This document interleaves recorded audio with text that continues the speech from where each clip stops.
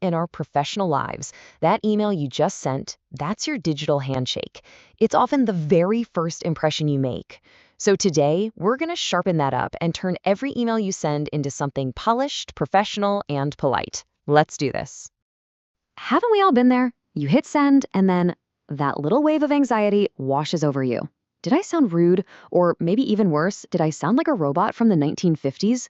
It's a real fear, but don't worry, we're going to tackle it head on.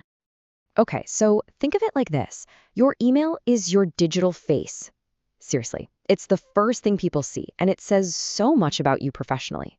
In this explainer, we're going to give you the tools to make sure that face is always smiling, always confident, and totally ready for business.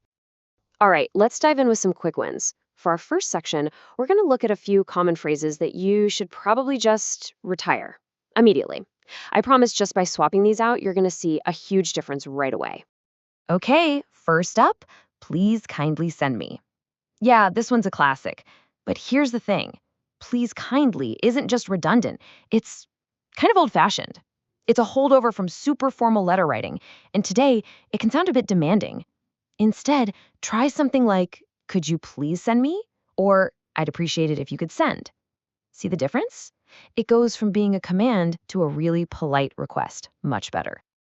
And what about this one? I will try my best. It sounds good, right? But it can accidentally make you sound like you're not totally confident. It leaves this little room for doubt.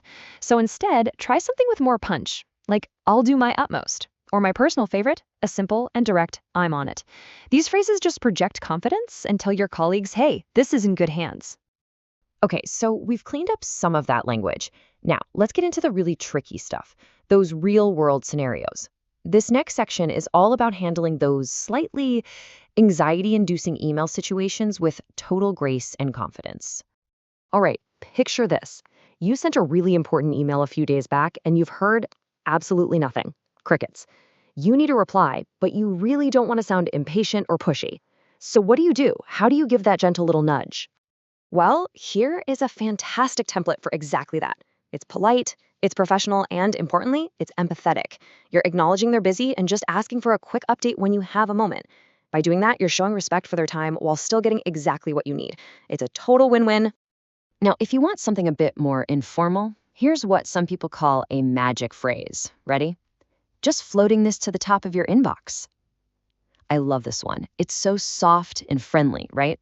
It feels supernatural and not at all confrontational. It's basically the digital version of a gentle tap on the shoulder. Okay, let's tackle the next big one. Saying no. It's tough, isn't it? You want to be helpful, you want to be a team player, but you also have to protect your own time. So how in the world do you say no without sounding negative or unhelpful? Just look at the difference here. I can't do it. That's just a brick wall. It's a total dead end. But the alternative? It's like a masterclass in diplomacy.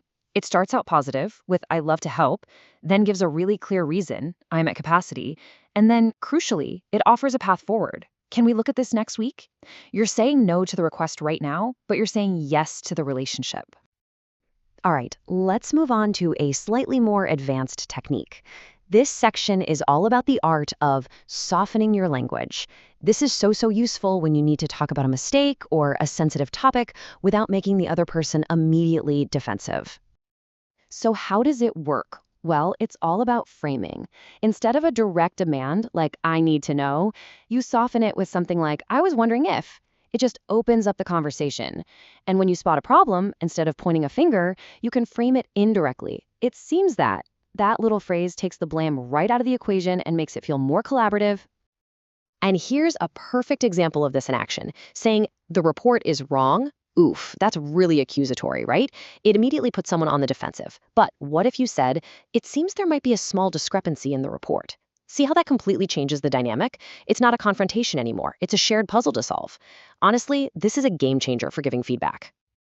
Okay, we are almost at the finish line. Our final section is about one tiny little detail that can have a surprisingly massive impact on your professional image. Let's call it the final polish. I think we've all gotten an email that looks something like this. And look, a little bit of enthusiasm is great, but when you start seeing exclamation marks all over the place, it can make the whole message seem kind of frantic or unprofessional.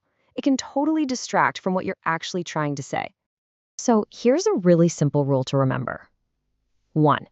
Just one exclamation mark is all you need to add a bit of warmth. Think thanks or have a great weekend. It works perfectly.